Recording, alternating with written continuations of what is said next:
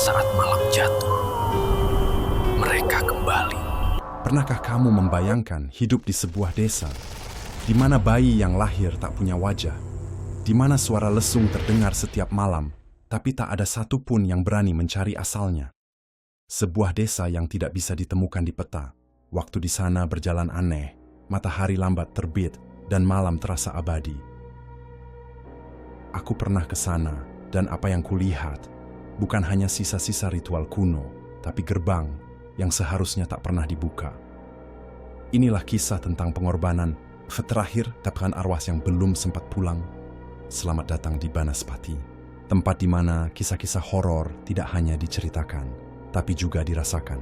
Matikan lampu, pasang headset, dan bersiaplah, karena yang tak kasat mata sedang mengintai, tepat di belakangmu. Tahun 2004, sebuah tahun yang biasa saja bagi sebagian besar orang. Tapi bagi warga di lereng selatan Gunung Lawu, tepatnya di sebuah desa terpencil bernama Karangpetak, tahun itu adalah awal dari sebuah mimpi buruk yang tidak pernah benar-benar berakhir. Desa itu tampak seperti desa pada umumnya, dikelilingi hutan pinus, ladang jagung yang menguning, dan rumah-rumah kayu sederhana. Namun dalam waktu hanya 7 hari, suasana damai itu berubah menjadi lautan ketakutan. 7 orang penduduk meninggal secara misterius, satu persatu, dengan pola kematian yang nyaris sama. Tubuh mereka ditemukan dalam keadaan mengenaskan, mata melotot seperti menyaksikan sesuatu yang tak manusiawi. Lidah menjulur seolah dicekik, dan kulit yang membiru seperti kekurangan oksigen, seperti tubuh yang dicekik dari dalam, tanpa jejak kekerasan sedikitpun. Tidak ada luka, tidak ada darah, tidak ada racun. Dokter desa pun angkat tangan. Kematian pertama adalah seorang petani tua bernama Pak Kasto, ditemukan oleh cucunya dalam keadaan kaku di tengah ladang, dengan posisi tubuh menengadah ke langit. Besoknya, giliran dukun pijat yang dikenal baik dan sering membantu kelahiran, Bu Saminah, yang ditemukan tak bernyawa di dalam kamar, masih dengan kain jarik dan dupa yang belum habis terbakar. Lalu disusul satu demi satu, anak kecil, ibu hamil, bahkan kepala dusun sendiri, dan semuanya meninggal tepat pada pukul 3.33 dini hari. Warga mulai panik, tapi anehnya, tak ada yang keluar dari desa, seolah sesuatu yang lebih besar menahan mereka. Suara azan dari masjid desa mendadak hilang, hewan ternak tidak mau makan, bahkan burung-burung pun tak lagi terdengar berkicau di pagi hari. Desa itu seperti dibungkam, seperti berada dalam dimensi lain, sunyi, dingin, dan penuh bisikan yang hanya bisa didengar saat malam mencapai titik tergelapnya. Pihak berwajib sempat datang. Polisi, tim medis, dan bahkan wartawan dari luar kota berdatangan. Tapi tak satu pun dari mereka berhasil membawa jawaban. Yang mereka bawa pulang hanyalah kebingungan dan bisikan yang terus terngiang di kepala mereka, bahkan setelah meninggalkan Karangpetak. Bisikan yang sama berulang-ulang dalam bahasa Jawa kuno. Sampun, waktunipun, sukmaniku kedabali. Sudah waktunya, roh-roh itu harus kembali. Nama saya Rama Prasetya. Tahun 2004, saya masih seorang jurnalis magang di sebuah surat kabar harian di Solo. Saat itu saya dikenal sebagai penulis yang skeptis terhadap hal-hal gaib. Tulisan saya seringkali menyanggah cerita-cerita mistis dan membongkar kasus-kasus hantu yang ternyata hanya manusia memakai topeng. Tapi, kesombongan saya itu dipatahkan dengan cara yang tidak pernah saya bayangkan sebelumnya oleh sebuah desa bernama Karangpetak.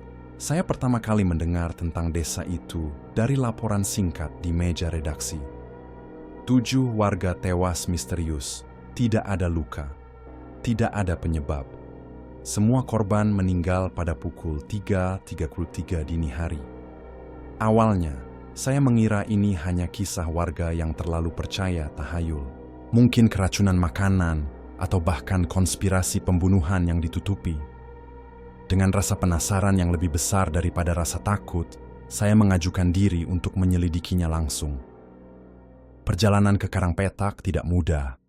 Jalan menuju desa itu sempit, licin, dan seperti tak terurus selama bertahun-tahun.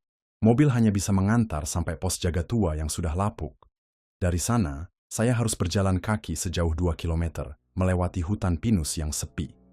Sepanjang perjalanan, Udara semakin dingin, padahal matahari masih tinggi. Dan entah kenapa, tidak ada suara burung sama sekali. Bahkan serangga pun tak terdengar. Sesampainya di gerbang desa, saya langsung disambut suasana yang tidak bisa saya jelaskan dengan logika. Desa itu terasa beku, bukan secara suhu, tapi suasana. Tak ada anak kecil berlarian, tak ada ibu-ibu menjemur pakaian, tak ada suara manusia. Semua rumah tertutup rapat, dan jendela-jendela mengintip seperti mata-mata yang curiga pada setiap langkah asing. Saya mencoba menyapa beberapa orang yang kebetulan lewat. Tapi yang saya dapatkan hanya tatapan kosong dan langkah cepat menjauh. Mereka tidak menjawab, tidak tersenyum, tidak bersuara. Bahkan saya melihat seorang bapak tua menarik cucunya masuk rumah. Begitu melihat saya, mereka menutup pintu dengan keras dan tak lama kemudian, saya melihat kertas putih berisi tulisan Jawa kuno ditempel di pintu. Entah apa artinya, tapi rasanya seperti larangan. Bukan hanya agar saya tidak masuk, tapi agar sesuatu tidak keluar. Saya merasa seperti orang asing yang masuk ke tempat yang seharusnya tidak pernah dikunjungi. Dan tepat saat saya mulai berpikir untuk kembali, seorang suara tua yang parau menyapa dari balik pagar rumah bambu. "Kowe ora kudune tekole," katanya. "Kau tidak seharusnya datang, nak." Mereka sudah bangun. Suaranya bergetar, matanya menatap tajam. Dialah Bukarsi, satu-satunya orang yang mau bicara. Tapi yang ia sampaikan justru jadi awal dari mimpi buruk saya yang panjang. Bukarsi bukan sembarang orang tua. Wajahnya penuh kerutan, rambutnya telah memutih seluruhnya. Tapi tatapannya masih tajam seperti mata elang. Ia tinggal di rumah panggung, sederhana yang berada di tepi desa, tak jauh dari hutan kecil yang disebut warga sebagai alas sengkeran. Tempat yang konon dikeramatkan sejak zaman leluhur. Rumah itu dikelilingi pagar bambu tinggi dengan lilitan janur kuning dan sesajen kecil di sudut halaman. Aroma kemenyan dan kayu cendana memenuhi udara, menandakan bahwa di rumah itu masih ada sisa-sisa ritual yang belum ditinggalkan. Saya berdiri di ambang pintu, ragu, tapi tatapan Bukarsi seperti menarik saya masuk. Seperti ada kekuatan yang lebih tua dari waktu yang berkata, "Masuklah, atau kau akan menjadi santapan malam ini." Dengan langkah pelan, saya melangkah ke dalam. Lantai rumahnya dari kayu jati tua, berderit setiap kali diinjak. Di dinding tergantung foto-foto hitam putih berbingkai kuno, dan di salah satu sudut ruangan terdapat altar kecil dengan sesajen yang baru dibakar, bunga kantil, nasi kuning, dan darah ayam. Kami duduk berhadapan di atas tikar pandan. Bukarsi menyeduh teh hitam dalam cangkir tanah liat, lalu mulai bercerita. Suaranya serak dan bergetar, tapi setiap kata mengandung beban sejarah yang berat. "Desa Iki Dudu desa biasa, nak," katanya pelan. "Karang petak dibangun di atas perjanjian. Leluhur kami dulu menundukkan sesuatu yang bukan dari dunia ini. Supaya desa bisa makmur, mereka melakukan ritual panggilan sukma setiap satu windu. Tapi sejak lurah baru melarangnya, mereka yang di sana terbangun." Saya menelan ludah, nafas saya menegang. "Mereka siapa, Bu?" Ia menatap saya dalam. Matanya mulai berkaca-kaca. Sukmo-sukmo peteng. Roh-roh gelap yang lapar, yang tidak bisa mati. Dan sekarang mereka menagih yang seharusnya menjadi milik mereka. Darah manusia. Di luar rumah, angin tiba-tiba bertiup kencang, membuat seluruh rumah bergoyang pelan. Daun pintu berderit, lampu minyak yang tergantung mulai bergetar, dan di kejauhan, samar-samar saya mendengar suara gamelan, pelan, berat, mengalun seperti dari bawah tanah. Bukarsi terdiam sejenak, kemudian berkata dengan suara lirih, "Wis telat, wis telat. Wektune, wes cumepa. Opo kowe gelem nulungi ritual terakhir?" "Sudah terlambat, nak. Waktunya sudah tiba. Apa kau bersedia membantu menyelesaikan ritual terakhir?" Saya tidak tahu harus menjawab apa. Tapi malam itu, untuk pertama kalinya dalam hidup saya percaya bahwa ada sesuatu di dunia ini yang jauh lebih tua, lebih gelap, dan lebih lapar daripada kematian. Malam pun datang perlahan seperti kabut yang merayap dari celah tanah. Langit di atas karang petak tidak menunjukkan bintang, hanya gumpalan awan gelap yang bergerak pelan, berat, seperti ditarik sesuatu dari dalam bumi. Saya duduk di ruang tengah rumah Bukarsih dengan segelas teh yang mulai dingin di tangan. Tubuh saya menggigil bukan karena udara malam, tapi karena kata-kata Bukarsih yang terus terngiang dalam pikiran. Ritual terakhir. Sebelum pagi datang, kita harus menyelesaikannya, ujar Bukarsih sambil menyiapkan bungkusan dari kain mori putih. Dari dalamnya ia mengeluarkan benda-benda yang tak biasa. Beling yang dibungkus rambut, sebilah keris kecil yang berkarat, dan seutas tali hitam yang tampak seperti anyaman dari rambut manusia. Saya terpaku, ingin bertanya, tapi tidak ada suara yang keluar dari tenggorokan saya. Bukarsih menjelaskan bahwa karang petak selama ini dilindungi oleh perjanjian gaib antara para leluhur dengan penghuni alas Sengkeran. Setiap 8 tahun sekali dilakukan ritual penyerahan nyawa bayangan, sebuah istilah untuk menandai korban pengganti, biasanya berupa hewan atau benda keramat yang diyakini memiliki energi kehidupan. Tapi sejak lurah baru menghapus tradisi itu, roh-roh yang tertahan mulai lapar. Mereka butuh tumbal, dan tumbal itu harus bernyawa. Mereka sudah memilih 7, tapi harus 8 untuk menutup gerbang, ucap Bukarsih dengan suara yang nyaris tak terdengar. Dan yang terakhir adalah aku. Saya terkesiap, tapi Bukarsih hanya tersenyum pahit. Umurku wis tekan, leh. Tapi ritual ini butuh saksi, butuh tangan bersih untuk melengkapi pusaka. Kowe siji-sijine tamu sing ora ditolak desa iki. Artine, kowe diparingi kesempatan bantu. Umurku sudah sampai nak, tapi ritual ini butuh saksi. Butuh tangan yang belum ternoda untuk menyempurnakan pusaka. Kamu satu-satunya tamu yang tidak ditolak desa ini.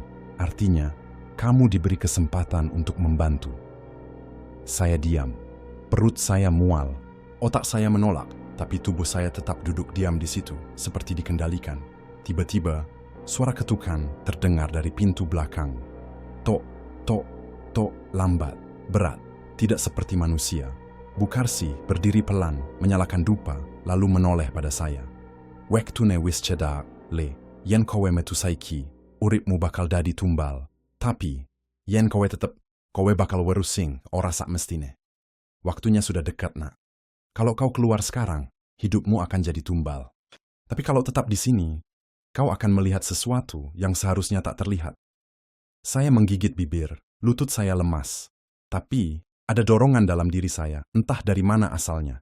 Mungkin dari rasa penasaran, mungkin karena saya sudah terlalu jauh, atau mungkin karena saya sudah dipilih. Dan dari balik pintu itu, bayangan hitam mulai merayap masuk. Bukan manusia, bukan hewan, tapi sosok yang pernah ada, tapi tak pernah hidup. Ritual telah dimulai. Bayangan itu tak berjalan. Ia meluncur. Tanpa suara, tanpa napas. Seperti kabut hitam pekat yang memiliki nyawa perlahan menjalar masuk ke dalam rumah Bukarsih. Melalui celah pintu dan jendela yang meskipun sudah ditutup rapat, tetap tak mampu menahan kehadirannya. Saya terpaku. Mata saya menatap sosok itu dengan teror yang belum pernah saya rasakan seumur hidup.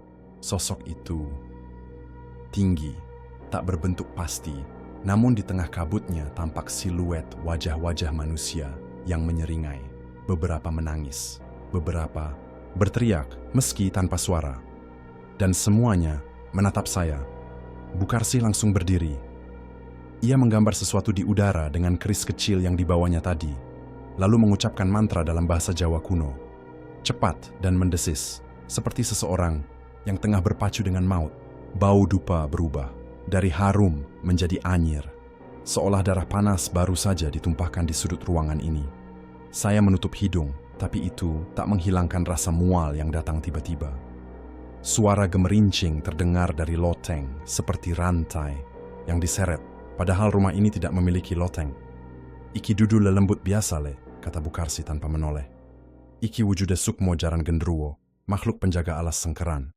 Dulu mereka dikurung, tapi sekarang mereka lapar. Sosok ini bukan hantu biasa, nak. Ini perwujudan roh jaran gendruwo, makhluk penjaga hutan. Dulu mereka dikurung, tapi sekarang mereka lapar. Bayangan itu berhenti tepat di depan altar kecil di pojok ruangan. Dupa padam sendiri. Lampu minyak berkedip-kedip. Dan tiba-tiba, seluruh rumah berguncang. Seperti diguncang gempa lokal yang hanya terasa di rumah ini. Cangkir teh saya jatuh pecah. Dinding retak halus. Dan saya melihat sesuatu keluar dari bayangan itu. Tangan, banyak, manusia, kecil, seperti bayi. Mereka menjulur dari tubuh kabut itu, menggeliat, mencakar-cakar udara, seolah ingin meraih leher saya. Saya menjerit, tapi suara saya tercekat. Bu Karsi membentak saya untuk tidak melihat langsung ke mata makhluk itu. Yen kowe weruh, kowe bakal ditarik. Sukmomu bakal dicokot, uripmu dadi sing kaping 8. Jika kau melihat matanya, kau akan ditarik. Jiwamu akan digigit, hidupmu jadi korban ke-8. Saya menunduk, tubuh saya gemetar hebat. Tapi dari sela kelopak mata, saya sempat melihat kilatan mata merah. 2 titik merah menyala di tengah bayangan itu. Seperti bara yang menyala di dasar sumur gelap. Bu Karsi kemudian membakar rambut dalam pundi kecil itu. Api biru muncul, memercik seperti menyentuh bensin. Suara tangis bayi terdengar, tapi tidak ada bayi. Suara itu berasal dari makhluk itu, menangis karena marah. Ia benci api itu. Tubuhnya bergoyang, berkedut, dan suara-suara jeritan yang tersimpan di dalamnya mulai membubung ke langit-langit. Jeritan pria, wanita, anak-anak, semua seperti terjebak di dalam tubuhnya.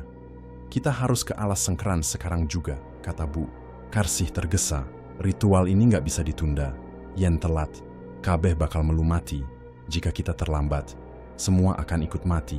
Dan di luar, suara gamelan yang tadi sayup, kini berubah menjadi teriakan serentak dari seluruh desa. Bukan nyanyian, bukan mantra, tapi jeritan. Panik, penuh rasa sakit.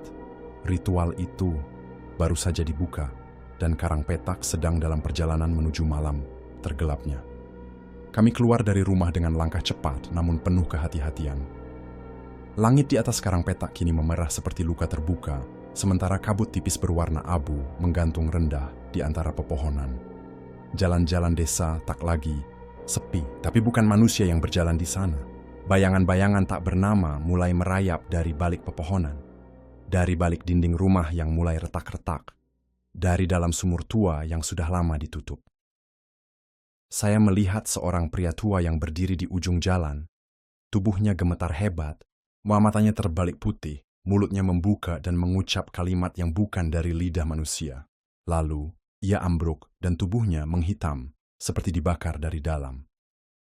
Bu Karsi menggenggam erat keris karatan di tangan kirinya dan menggenggam tangan saya dengan tangan kanannya. Jangan lepas. Apapun yang terjadi, jangan pernah lepaskan tangan.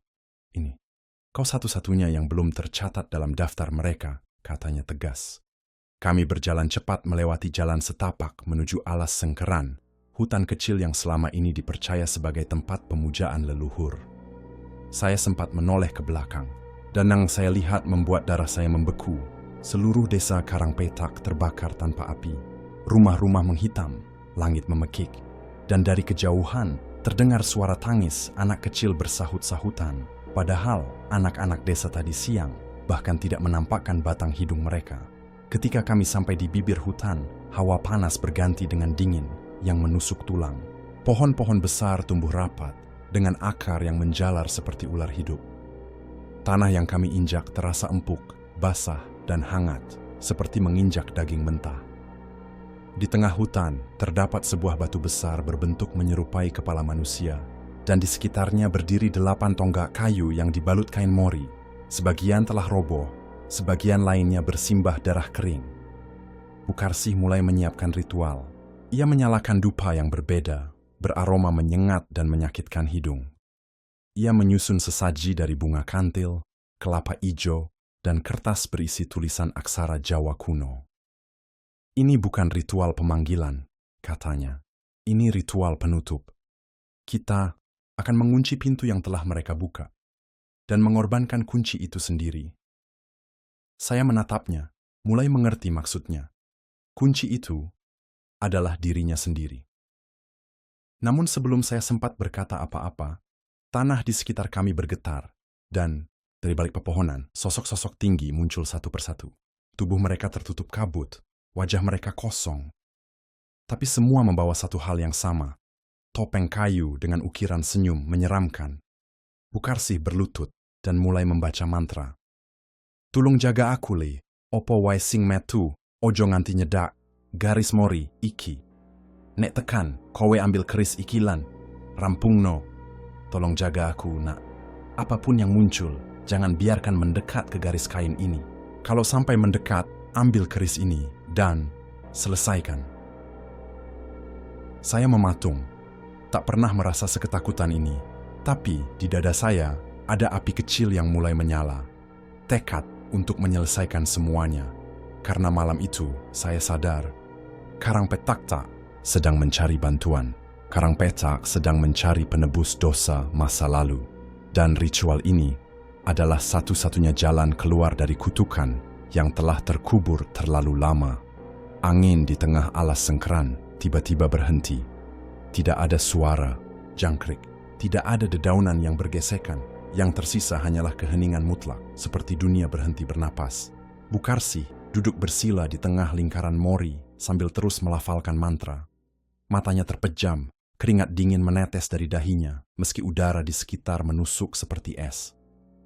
Saya berdiri di luar lingkaran, memegang keris dengan tangan gemetar, menjaga batas antara dunia manusia dan entitas-entitas tak bernama yang kini perlahan mendekat. Sosok-sosok bertopeng itu mulai bergerak, perlahan memutari lingkaran. Gerakan mereka sinkron, seolah diatur oleh satu kehendak. Tubuh mereka tidak berjalan dengan kaki, tapi melayang beberapa senti dari tanah, mengeluarkan suara gemeretak tulang yang memekakkan telinga. Dari balik topeng mereka, samar-samar terdengar gumaman yang tidak manusiawi, seperti suara banyak lidah yang berbicara dalam bahasa yang telah punah sejak ribuan tahun lalu. Salah satu dari mereka berhenti, kepalanya menoleh ke arah saya. Dan untuk sesaat, saya melihat lubang kosong di balik topeng itu, seolah tidak ada wajah, hanya kehampaan. Tapi dari lubang itu, suara terdengar jelas di telinga saya, langsung ke dalam kepala. Manusia tidak bisa menutup gerbang yang tidak ia buka. Tumbal tidak cukup. Dosa leluhurmu lebih besar dari itu. Saya memundurkan langkah, hampir menjatuhkan keris. Bukarsih membuka mata, wajahnya pucat. Ia tahu mereka mulai bicara padaku. Aja rungoke, nek kowe percaya, kowe bakal diseret dadi bagian saka kutukan. Jangan dengarkan. Kalau kau percaya, kau akan diseret menjadi bagian dari kutukan ini. Tapi, suara mereka terus datang. Tiba-tiba, saya melihat bayangan ayah saya, yang sudah meninggal bertahun-tahun lalu, berdiri di antara pohon. Ia tersenyum, memanggil saya. Di belakangnya, muncul wajah ibu saya, menangis sambil mengulurkan tangan. Semua itu mustahil, tapi terasa nyata, sangat nyata. Mereka berdiri di antara para makhluk itu, seolah menjadi bagian dari mereka. Saya hampir melangkah, namun Bukarsi berteriak, "Kowe mung disasari, kuwi dudu wong tuamu, kuwi mung topeng-topeng sing digawe kanggo ngelabuhi sukmo. Kau sedang disesatkan, itu bukan orang tuamu, itu hanya topeng yang dibuat untuk menipu jiwamu." Saya berteriak, menutup mata, memeluk keris erat-erat, dan saat saya membuka mata lagi, semuanya telah berubah. Sosok-sosok bertopeng kini berdiri diam, dan langit di atas kami berubah menjadi merah darah. Alas sengkeran telah membuka pintunya sendiri, dan tanah di bawah kaki mulai mereka, mengeluarkan uap hitam pekat, dan tangan-tangan kurus dari dalam tanah yang meraih udara seperti mencari pengganti hidup. Bukarsi mulai membaca mantra terakhirnya, namun suaranya kini parau, matanya merah, darah menetes dari hidungnya. Ia mulai melemah. Nek aku gagal, rampungno nganggo keris kuwi, tutup gerbang nganggo getihmu, sak tembunge, mung wong luar sing iso nutup. Tiba-tiba, satu dari makhluk bertopeng melompat, masuk ke dalam lingkaran. Tanah meledak, jeritan gaib memenuhi udara. Ritual telah disusupi. Dan kini, tak ada pilihan lain. Salah satu dari kami harus menjadi korban terakhir, atau semua akan berakhir di malam ini. Makhluk bertopeng yang melompat masuk ke dalam lingkaran mori langsung mengeluarkan suara melengking, seperti teriakan perempuan yang dicampur raungan binatang buas. Tubuhnya melintir tidak wajar, kepalanya berputar 360 derajat sambil mengeluarkan bunyi retakan yang membuat bulu kuduk saya berdiri. Kain mori yang menjadi batas dunia mulai terbakar dari ujung, seperti disedot oleh kekuatan tak kasat mata. Bukarsih tersentak, mencoba menahan batas dengan menggoreskan kerisnya ke tanah sambil membaca mantra cepat, tapi dia terlambat. Lingkaran telah terpecah, angin badai menyapu masuk ke tengah ritual. Tanah memuntahkan lumpur hitam yang panas. Dari lubang-lubang kecil itu, muncul makhluk-makhluk kecil berbentuk seperti janin yang sudah membusuk, merangkak keluar. Matanya bersinar merah, giginya ronsing.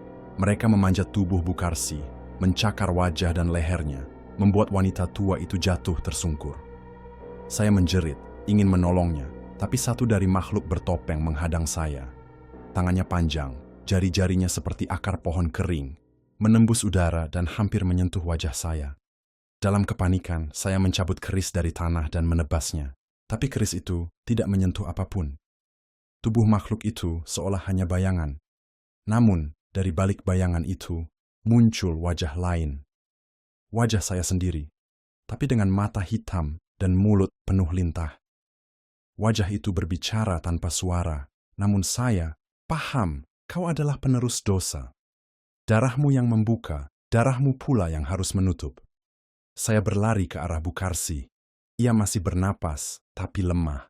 Darah keluar dari matanya, dan mulutnya terus bergumam meski kata-katanya mulai tak jelas. Kunci di dalammu, Le, bukan aku, bukan mereka, tapi kamu, katanya pelan. Lalu tangannya menggenggam erat lengan saya, dan sesuatu berpindah ke tubuh saya.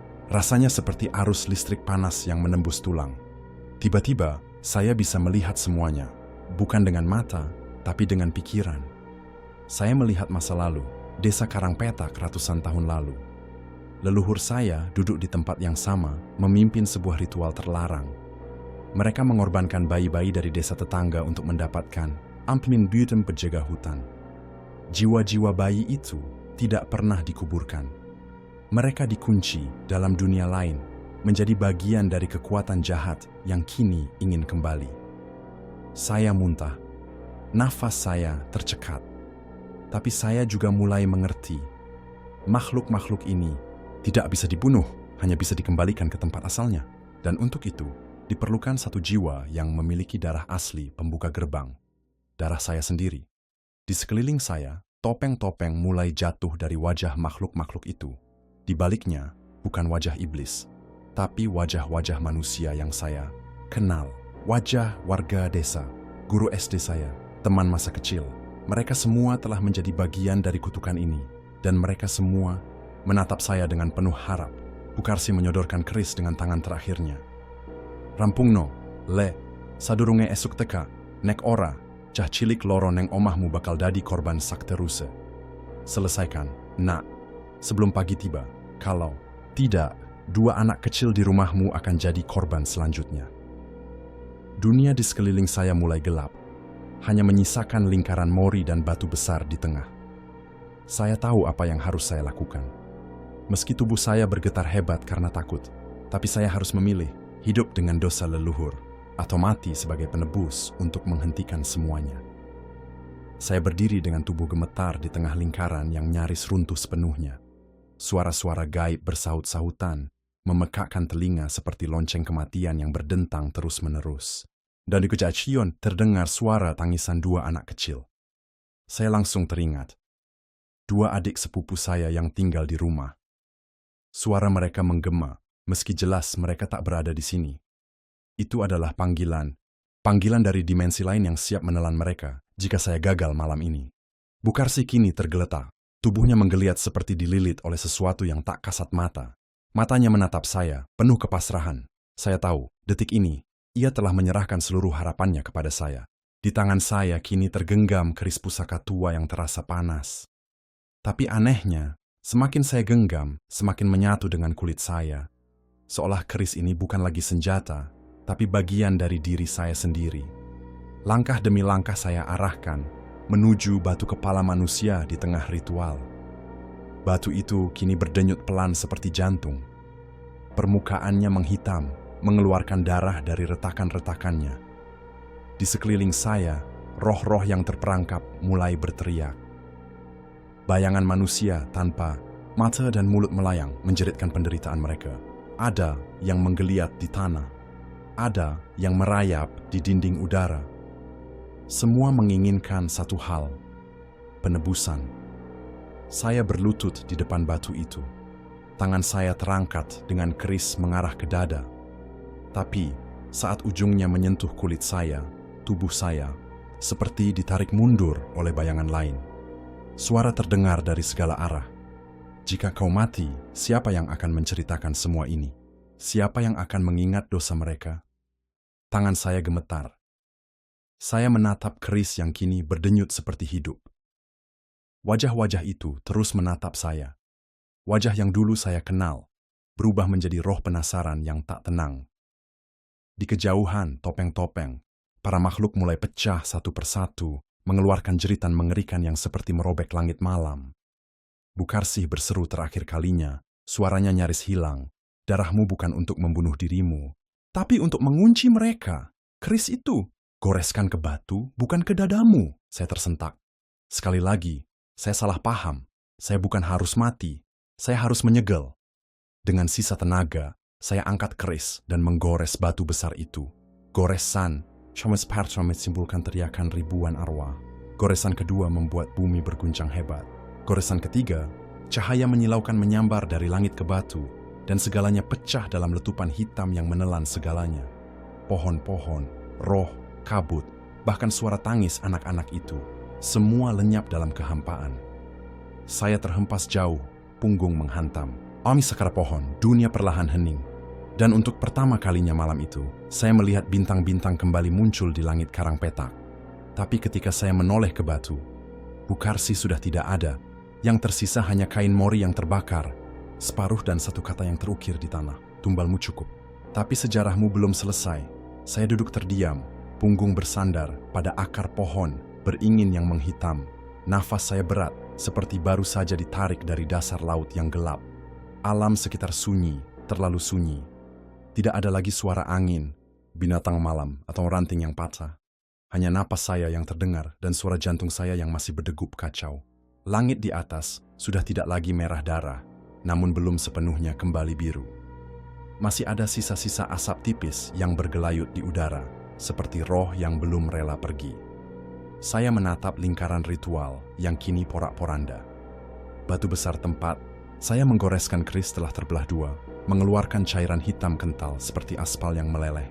Di sekelilingnya, tidak ada lagi sosok bertopeng, tidak ada Bukarsih, tidak ada makhluk-makhluk janin, tapi aroma mereka masih tertinggal, bau amis, bau tanah basah, dan bau pembakaran daging manusia.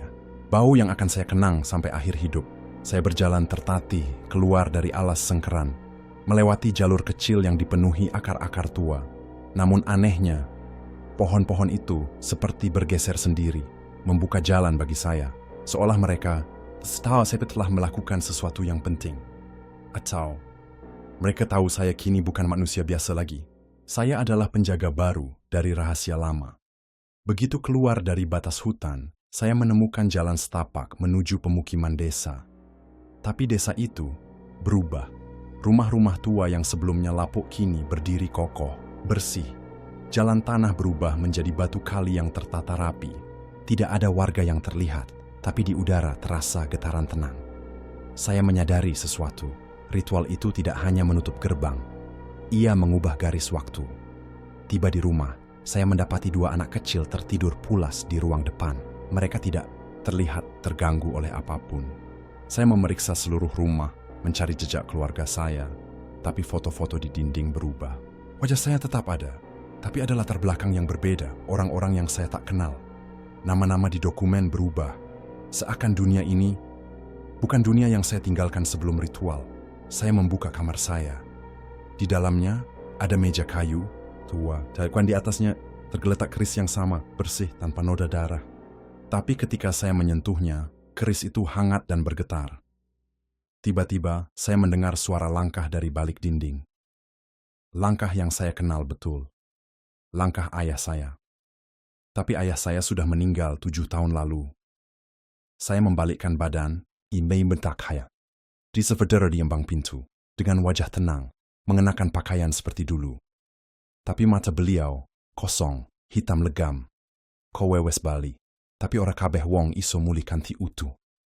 kau sudah kembali. Tapi tidak semua orang bisa pulang dengan utuh. Saya mundur perlahan, tubuh saya gemetar. Dunia ini mungkin tampak lebih baik, tapi ada sesuatu yang salah, sesuatu yang belum selesai. Dan sebelum saya sempat bicara, ayah saya sudah menghilang. Begitu saja, membiarkan pintu kamar terbuka perlahan, menuntun saya pada rahasia yang belum terungkap. Malam itu, saya tidak bisa tidur. Tubuh ini lelah, tapi pikiran saya tak berhenti berputar.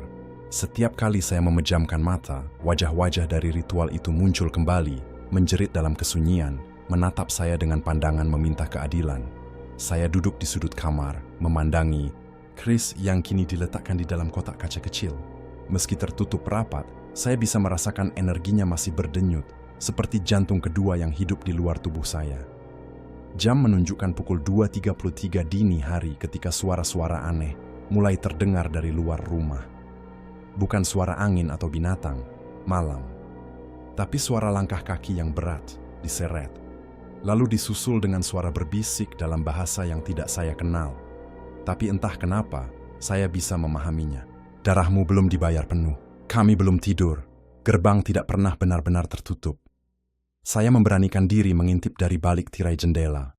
Di luar, terlihat bayangan puluhan sosok berjubah putih berdiri di sepanjang jalan desa. Mereka semua menghadap ke rumah saya, tak bergerak, tak bernapas. Topeng-topeng ritual yang seharusnya sudah lenyap kini dipakai kembali oleh mereka, tapi wajah-wajah di balik topeng samar-samar terlihat keriput dan membusuk.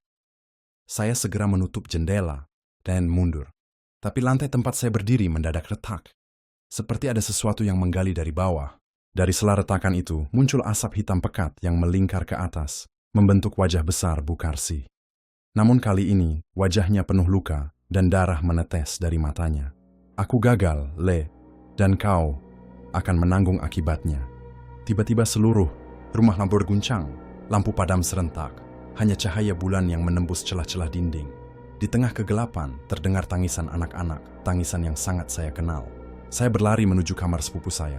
Tapi, kamar itu kosong, tempat tidurnya dingin, tidak ada jejak mereka.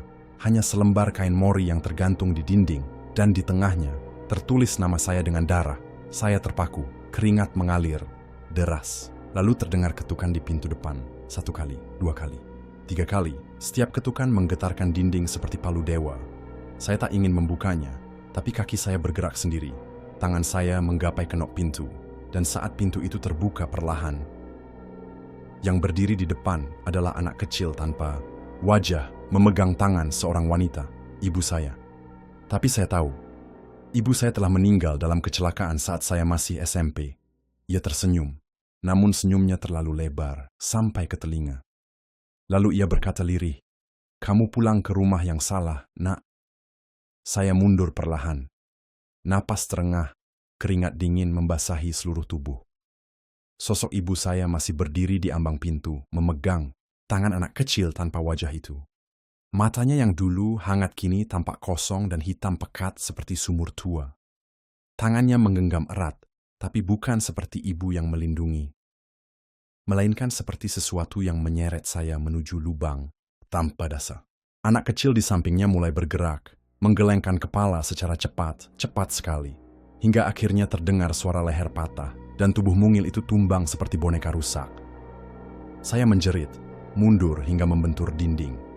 Pintu tertutup dengan keras, menggetarkan seluruh rumah. Cahaya bulan meredup, dan entah dari mana asalnya, bunyi lesung ditumbuk mulai terdengar dari dapur. Bunyi itu berirama, berat, seolah ada yang sedang menumbuk daging mentah dalam kegelapan. Padahal saya tahu saya tinggal sendiri. Rumah ini tak pernah punya lesung. Dan lebih menakutkan lagi, irama tumbukan itu menyerupai detak jantung saya sendiri.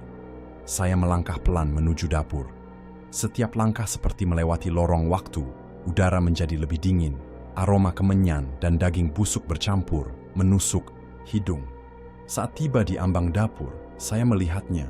Seseorang sedang menumbuk sesuatu di atas cobek batu besar. Punggungnya membungkuk, rambutnya panjang menjuntai hingga lantai. Tapi yang ditumbuknya bukan rempah, melainkan tangan manusia. Daging, tulang, darah, dan kuku, semua tercampur. Sosok itu berhenti. Perlahan ia menoleh, wajahnya tidak punya mata. Hanya 2 lubang gelap yang mengucurkan darah, namun ia tertawa. Tawa yang pelan, namun menggema ke seluruh sudut rumah. Kowe, ngira ritual wis rampung, iki mung wiwitan. Kau kira ritual sudah selesai, ini baru permulaan. Lantai di bawah saya retak. Tangan-tangan kurus muncul dari celah-celah papan, menarik kaki saya ke bawah, mencoba menyeret saya ke tempat entah apa. Saya berusaha melawan, meraih apapun yang bisa, tapi dinding rumah mulai meleleh. Kayu-kayu menjadi daging, cat tembok berubah menjadi kulit. Rumah ini berubah menjadi makhluk hidup yang menelan saya perlahan. Dalam kepanikan, saya menggapai keris yang masih tergeletak di meja ruang tamu. Tapi kini keris itu panas seperti bara, membakar kulit saya saat disentuh. Namun saya tak punya pilihan. Saya menggenggamnya dan berteriak, menusukkan ke lantai di bawah saya. Seketika, jeritan keras terdengar, bukan dari mulut saya, tapi dari seluruh dinding rumah. Rumah ini berteriak, saya terlempar ke belakang, tepat ke pintu depan yang terbuka. Kembali dengan sendirinya. Dunia di luar tidak lagi seperti desa yang saya kenal. Langitnya merah tua, dan pohon-pohon meneteskan darah. Tanahnya bergerak seperti napas makhluk raksasa. Saya kini berdiri di ambang 2 dunia. Dunia nyata dan sesuatu yang lebih purba, lebih kelam dari yang bisa dibayangkan manusia. Dan dari kejauhan, saya melihatnya, Bukarsi, berdiri di puncak bukit, memegang topeng terakhir, topeng yang belum dikenakan siapapun. Dan saya tahu, topeng itu adalah milik saya. Saya melangkah pelan menuju bukit tempat Bukarsi berdiri. Setiap langkah seperti membawa saya menjauh dari dunia manusia dan mendekat ke inti dari sesuatu yang lebih tua dari waktu. Tanah yang saya injak kini bukan lagi tanah biasa. Ia berdenyut seolah hidup. Di sekitar saya, bayangan orang-orang yang ikut dalam ritual pertama muncul dari kabut merah. Mereka menatap saya, bukan dengan amarah, tapi dengan ketakutan. Seakan mereka tahu, ritual ini belum pernah benar-benar selesai, karena belum ada yang cukup berani untuk memakainya. Topeng terakhir. Langit kini tak berbentuk. Ia berputar seperti pusaran darah, dan dari atas terdengar suara jeritan. Jeritan dari mereka yang gagal menjalani takdirnya. Saya tahu, jika saya berhenti sekarang, semuanya akan berulang. Desa Karangpetak akan kembali menjadi titik tumbal. Anak-anak akan lahir tanpa wajah, dan saya akan menjadi roh penasaran seperti mereka, tak bisa mati, tak bisa hidup. Saat tiba di kaki bukit, Bukarsi perlahan menoleh. Wajahnya tampak tenang, tapi matanya basah. Ia tidak terlihat sebagai dukun sesat, tapi seperti seseorang yang terpaksa menjadi jembatan antara 2 dunia. Ia mengangkat topeng. Terakhir itu, terbuat dari kayu jati hitam, dengan simbol aneh yang terus berubah bentuk setiap kali saya menatapnya. Iki topeng mule, katanya pelan. Kowe sing pungkasan, kowe sing bisa nutup gerbang, utawa mbukak selawase. Ini topengmu. Nak, kau yang terakhir. Kau bisa menutup gerbang, atau membukanya selamanya. Tangan saya gemetar saat menerima topeng itu. Beratnya luar biasa, seolah di dalamnya tertanam ribuan jiwa yang menunggu pembebasan. Saat saya menatap Bukarsi, ia tersenyum tipis, lalu perlahan melangkah mundur, dan tubuhnya terbakar dengan sendirinya, berubah menjadi abu yang langsung tertiup angin. Ia telah menunaikan tugasnya. Saya berdiri sendirian di puncak bukit, dikelilingi oleh kabut dan bisikan-bisikan. Lalu saya memegang topeng itu dengan kedua tangan, mengangkatnya perlahan ke wajah saya. Saat topeng itu menyentuh kulit, dunia seketika menjadi senyap. Tidak ada suara, tidak ada angin, hanya kegelapan dan ingatan. Ingatan tentang semua yang terjadi, tentang ibu saya, tentang desa, tentang arwah-arwah yang terperangkap. Dan kemudian, sesuatu yang lebih mengerikan muncul. Ingatan tentang siapa saya sebenarnya. Tentang garis darah saya, tentang perjanjian kuno yang dilakukan leluhur saya ratusan tahun lalu. Saya bukan hanya korban, saya adalah titisan sang penjaga, gerbang. Saat topeng itu menempel sempurna di wajah saya, tanah berguncang hebat.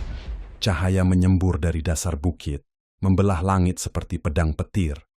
Sosok-sosok bayangan mulai berlarian, menjerit, terbakar. Gerbang yang selama ini tersembunyi di perut bumi, membuka perlahan, mengeluarkan suara raungan seperti ribuan jiwa mengerang dalam penderitaan abadi. Dan saya mulai melayang perlahan ke udara. Tubuh saya dikelilingi oleh simbol-simbol kuno yang bercahaya merah darah. Ritual terakhir telah dimulai, tapi kali ini bukan untuk memanggil, melainkan untuk mengakhiri. Saya melayang di udara, tubuh seperti dikendalikan kekuatan yang tak terlihat. Topeng di wajah saya membakar kulit, tetapi saya tidak merasakan sakit, hanya kenangan. Semua arwah yang terikat dalam ritual itu kini berputar mengelilingi saya.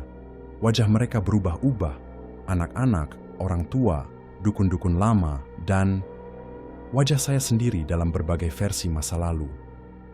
Saya mulai menyadari bahwa jiwa saya telah hidup berulang kali. Setiap generasi menjadi penjaga, namun semuanya gagal. Dan kini, giliran saya.